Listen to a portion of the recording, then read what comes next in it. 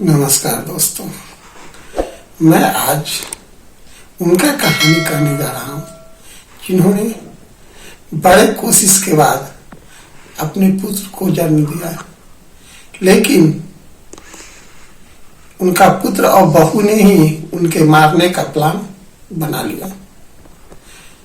यह सत्य कथा पर आधारित है, लेकिन इसके पात्रों के नाम काल्पनिक है। दोस्तों, कामेश्वर बाबू लंबे समय के बाद उनको भगवान ने सरवन नाम का पुत्र दिया। अपने बेटा का नाम सरवन रखे ताकि उनका बेटा उनको बुढ़ापे में सरवन की तरह देख रेख करे। सरवन वो नाम है जो अपने पिता को कंधे पर लेकर के माता पिता को तीर्थ यात्रा कराने ले जाता था और रखता था। उनके भी दिमाग में यही आया कि मेरा बेटा बुढ़ापे में जरूर मेरा सहारा बनेगा और सरवन बनेगा। वह हर एक इच्छा अपने पुत्र का पूरा की जो उनके पुत्र ने उनसे मांगा और उनके बस में था, उनके बजट में था। कुछ समय बाद जब लड़का पढ़ लिख करके बड़ा हुआ तो उन्होंने अपने लड़का का भी टीचर में ज्वाइनिंग करवाया, शादी करवाए। शादी भी, बहू भी टीचर हुई। सब परिवार खुशी से चल रहा था। एक बार लड़का ने उनके सामने 20 लाख रुपए का डिमांड रखा। पिताजी पूछे, ये 20 लाख क्या करोगे? तो उसने बोला, शहर में मकान लेना है। पिताजी बोले, अभी तो मेरे पास नहीं है। तो फिर सरवन ने बोला, जमीन बेच दीजिए। पिता कामेश्वर बाबू ने बोले कि नहीं बेटा, मैं जब तक जिंदा हूं तब तक मैं जमीन नहीं बेचूंगा। यह बात उनके पुत्र को और बहू को बुरा लग गया। अब पुत्र और बहू हर रोज कोसने लगे कि मुझे 20 लाख रुपया चाहिए, कब पिताजी मरेंगे और मुझे 20 लाख रुपया मिलेगा। एक दिन बहू ने आखिरकार रास्ता निकाल ही लिया। उसने अपने पति से बोला, आप दवा ले आइए, हम पापा को खिला देते हैं, पापा मर जाएंगे, फिर क्या है, ये सारा संपत्ति अपना हो जाएगा।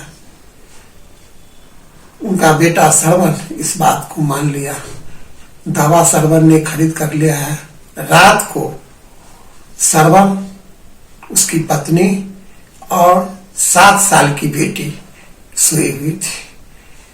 तो बहू ने अपने पति से बोला, कल आप नहीं आइएगा, लेट आइएगा, मैं कल खीर बनाऊंगी और उसमें दवा डाल करके पापा को दे दूंगी, पापा खाएंगे और मर जाएंगे। यह बात उनकी छोटी पोती सुन रही थी। वो रात भर सोई नहीं। वह किसी तरह से रात निकाली। छोटी थी, उसके दिमाग में एक ही बात था, दादाजी मर जाएंगे तो मुझे नए नए चीज ला करके कौन देगा। सुबह सरवन उठ करके अपने ड्यूटी चला गया।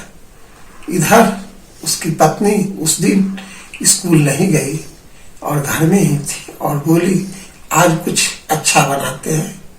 तो कामेश्वर बाबू बोले, बनाओ, खीर अच्छा लगता है, खीर ही बनाओ। तो बहू ने खीर बनाने गई तो पोती दौड़ते हुए आई और बोली, बाबा आज मम्मी आपको जहर दे देगी। कामेश्वर बाबू बोले, बेटा क्यों? क्योंकि पापा को आपने पैसा नहीं दिया है, इसलिए मम्मी आज आपको जहर दे देगी। वो बात कर रही थी और मैं सुन लिया। कामेश्वर बाबू चौंक गए, बोले, ठीक है पोता, कोई बात नहीं, आज मैं जहर खा लूंगा। दोपहर के टाइम खाना में उनको खीर, रोटी और सब्जी दिया गया। उन्होंने खाने को रखकर गांव के 2-4 लोगों को बुला लिए, बैठा लिए और बोले, देखो आज मेरी बहू ने मुझे क्या खाना दिया है। और घर में अपने पालतू कुत्ता के सामने वो खीर लेकर के रख दिए। कुत्ता खा लिया। उसके बाद 5 मिनट में ही कुत्ता के मुंह से खून गिरने लगा और कुत्ता मर गया। अब लोगों ने बोला, ये कैसे हुआ?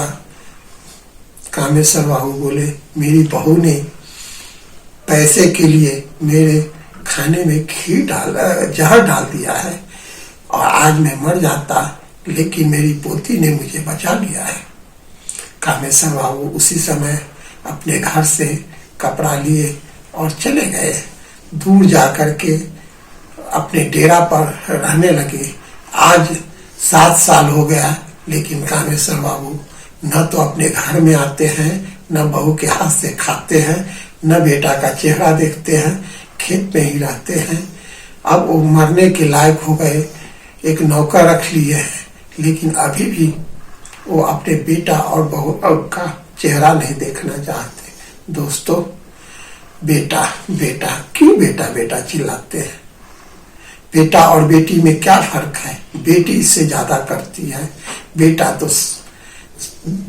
संपत्ति का लालची में कुछ भी कर सकता है। अधिकतर घटना देखा गया है, बेटा वफादार नहीं होता, बेटी वफादार होती है। दोस्तों, बेटा बेटा ये शब्द भूल जाइए और सिर्फ भगवान के भरोसे अपना जीवन जीजिए। थैंक यू, धन्यवाद।